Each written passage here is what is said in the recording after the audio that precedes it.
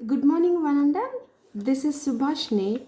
Today we will discuss the stored procedures in PLSQL. A procedure is a named PLSQL block. Already previous వీడియోలో చెప్పుకున్నాం named blocks అంటే. Named blocks అనేటివి పర్మనెంట్గా డేటాబేస్లో store చేస్తాము. పర్మనెంట్గా స్టోర్ చేయడం వల్ల మనం ఎప్పుడైతే ప్రొసీజర్ని క్రియేట్ చేస్తామో క్రియేట్ చేసినప్పుడే కంపైలేషన్ జరిగిపోతుంది అనమాట. వన్స్ కంపైలేషన్ సక్సెస్ఫుల్ అయ్యింది అంటే అది పర్మనెంట్గా డేటాబేస్లో స్టోర్ అయినట్టే.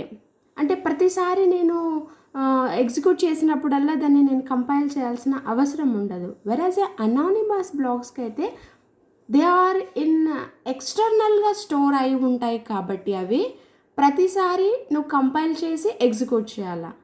ఇక్కడ అలా జరగదన్నమాట. ఎందుకంటే ఒకసారి మాత్రమే కంపైలేషన్ అయి ఉంటుంది. నీకు ఎన్నిసార్లు కావాలంటే just you can able to call the procedure. It performs one or more specific task. ఒకటి కానీ అంతకంటే ఎక్కువ టాస్క్స్ మనము చేయొచ్చు. It does not return any value to a calling program. మనము ఏ వాల్యూని రిటర్న్ చేయబడదు. Procedure does not return any value. It performs on DML operations. దేనిపైన యాక్షన్ పర్ఫామ్ చేస్తుంది అంటే డిఎంఎల్ ఆపరేషన్స్ పైన మనము స్పెసిఫిక్ టాస్క్స్ అన్నీ చేయొచ్చు. ద ప్రొసీజర్ కంటైన్స్ 2 సెక్షన్స్ ఉంటుంది, header and body. The header contains the name of the procedure and parameters. మనము procedure name parameters రాస్తాము. These parameters are optional, may or may not. So బాడీలో అయితే the body contains a declaration section, execution section and exception section. అంటే it is similar to a general PLSQL block. So declaration, execution, exception already మనం discuss చేసుకున్నాము.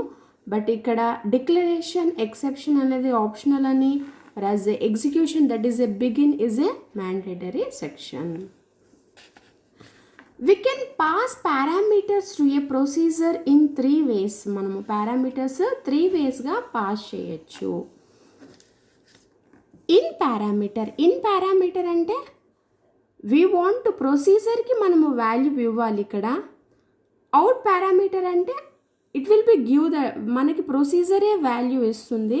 In out అంటే maybe ఇవ్వచ్చు, లేకపోతే మనం ఇక్కడ తీసుకోవచ్చు. Like it is similar like in అవుట్నే మనం ఇన్ అవుట్లో రెండింటిని ఇక్కడ వాడుకోవచ్చు. ఇన్ అన్న అవ్వచ్చు, లేకపోతే అవుట్ అయినా వాడుకోవచ్చు. Okay, we will watch here a syntax for creating a procedure. Create or replace. Create, మనం ఫస్ట్ టైము ప్రొసీజర్ని క్రియేట్ చేస్తున్నాము అంటే క్రియేట్ అని ప్రొసీజర్ నేము పారామీటర్స్ ఇస్తాము. లేదు ఆల్రెడీ ఉన్న ప్రొసీజర్ని నేను మళ్ళీ రీప్లేస్ చేయాలనుకుంటున్నాను, కొంచెం అప్డేట్ చేయాలనుకుంటున్నామంటే అప్పుడు రీప్లేస్ వాడతాం. ఇక్కడ రీప్లేస్ అనేది optional. Create or replace procedure, ఆ ప్రొసీజర్ నేమ్ ఏదైతే ప్రొసీజర్ నేమ్ ఉందో అది. Parameters are optional. Is or as ఏదైనా వాడచ్చు, ఈజ్ కానీ యాజ్ కానీ. డిక్లరేషన్ సెక్షన్ ఇది ఆప్షనల్. బిగిన్ ఇట్స్ కంపల్సరీగా బిగిన్ ఉండాలి. ఎగ్జిక్యూషన్ సెక్షన్ బిగిన్లో. ఇక్కడ ఎక్సెప్షన్ కూడా ఆప్షనల్. ఎండ్. సో ఇక్కడ ఏదైతే ప్రొసీజర్ నేమ్ ఇచ్చామో ఈ ప్రొసీజర్ నేమ్ మనం ఇక్కడ రాసుకోవచ్చు, అదర్వైజ్ మనకి ఇక్కడ అవసరం లేదు. ఎక్కడైతే ప్రొసీజర్ ఇచ్చామో ఆ ప్రొసీజర్ని మనం ఇక్కడ ఎండ్ చేసుకోవాలంటే ఇక్కడ రాసుకోవచ్చు. It's also a optional. So will see the example. ఒక ఎగ్జాంపుల్ చూద్దాం మనము. సో క్రియేట్ ప్రొసీజర్ని ఎలా క్రియేట్ చేయాలో చూద్దాం. లైక్ ఇక్కడ ఒక టేబుల్ని క్రియేట్ చేద్దాం అనుకుంటున్నాం. యూజర్ అనే టేబుల్ని క్రియేట్ చేద్దాం అనుకుంటున్నాం. ఆ యూజర్ అనే టేబుల్కి ఐడి, నేమ్ అనే కాలమ్స్ ఉన్నాయి. ఆల్రెడీ మనం ఎలా టేబుల్ని క్రియేట్ చేయాలో ప్రీవియస్ వీడియోలో డిస్కస్ చేసుకున్నాము. ఆయన ఒకసారి చూద్దాం. Create table. ఏ టేబుల్ని క్రియేట్ చేయాలనుకుంటున్నావు? యూజర్ అనే టేబుల్. ఏ కాలమ్స్ కావాలనుకుంటున్నావు? ID number data type, name, తర్వాత నేమ్ అనేది varchar 2 తీసుకున్నాం ఇక్కడ. సో ఎప్పుడైతే టేబుల్ క్రియేట్ అయింది అంటే మనకి టేబుల్ యొక్క స్ట్రక్చర్ క్రియేట్ అయింది అంటే ఐడి నేమ్తో మనకి టేబుల్ స్ట్రక్చర్ క్రియేట్ చేయబడింది. దానికి ఈ టేబుల్కి నేను వాల్యూస్ ఇన్సర్ట్ చేయాలనుకుంటున్నాను. వాల్యూస్ ఇన్సర్ట్ చేయాలి అనుకుంటే ప్రొసీజర్ ద్వారా మనము వాల్యూస్ ఇన్సర్ట్ చేద్దాము. Procedure code to insert record in user table. Create, ఇక్కడ నేను రీప్లేస్ వాడలేదు, ఫస్ట్ టైం క్రియేట్ చేస్తున్నాను కాబట్టి క్రియేట్ ప్రొసీజర్ నేమ్, ఇక్కడ నేను ఇన్సర్ట్ యూజర్ అనే ఇచ్చాను ప్రొసీజర్ నేము. దానికి ఏమేమి తీసుకున్నాము, ఐడి అనేది ఏ parameter, in parameter, which data type అది నెంబర్, నేమ్ అనేది నన్ను ఇక్కడ ఏ డేటా టైప్, ఇక్కడ varchar 2 డేటా టైప్, ఇది ఇన్ పారామీటర్. ఈజ్ అని తీసుకున్నాం, బిగిన్.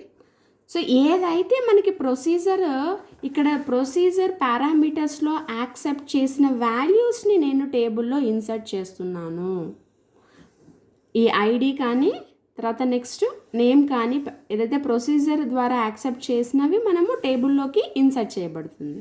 చూడండి, ఎప్పుడైతే ఇలా మనము చేయగానే మనకి అవుట్పుట్ ఏమొస్తుందంటే ప్రొసీజర్ క్రియేటెడ్. ఎప్పుడైతే ప్రొసీజర్ క్రియేట్ చేసినాము అంటే ఇది పర్మనెంట్గా డేటాబేస్లో స్టోర్ అయి ఉంటుంది. So PL/SQL program to call a ప్రొసీజర్ని కాల్ చేస్తాం. చూద్దాం, బిగిన్ ఇన్సర్ట్ యూజర్ అనే ప్రొసీజర్ని కాల్ చేస్తున్నాం. ఎస్, ఇది ఉంది అసలు ఫస్ట్. ఎస్, మనకి ఇక్కడ ఏముంది, ఇన్సర్ట్ యూజర్ అనే ప్రొసీజర్ ఉంది, ఆల్రెడీ క్రియేట్ చేసినాం కాబట్టి. సో దానికి ఏమేమి పారామీటర్స్ ఉన్నాయి, ఐడి అనేది నెంబర్ కదా. ఎస్, 101 ఐడి రిసీవ్ చేసుకుంటుంది. నెక్స్ట్ రాజు నేమ్, ఆ రాజు నేమ్ అనే పారామీటర్ యాక్సెప్ట్ చేసుకుంటుంది. ఏదైతే నేము ఐడి ద్వారా యాక్సెప్ట్ చేసిన వాల్యూస్ని ఎక్కడ క్రియేట్ చేస్తున్నామో యూజర్ అనే టేబుల్లో క్రియేట్ చేసినాము, ఇన్సర్ట్ చేసినాము. యూజర్ అనే టేబుల్లో ఇన్సర్ట్ చేయబడింది. సో ఎప్పుడైతే ఇన్సర్ట్ చేయబడుతుందో ఇప్పుడు మనకి ఇక్కడ చూడండి అవుట్పుట్ ఏమొస్తుంది, రికార్డ్ ఇన్సర్టెడ్ సక్సెస్ఫుల్లీ. ఇదిగో మనం ఏదైతే ఇందాక టేబుల్లో క్రియేట్ చేసిన వాటికి నేను ఇక్కడ వాల్యూస్ ఇన్సర్ట్ చేశాను. Okay, thank you for watching.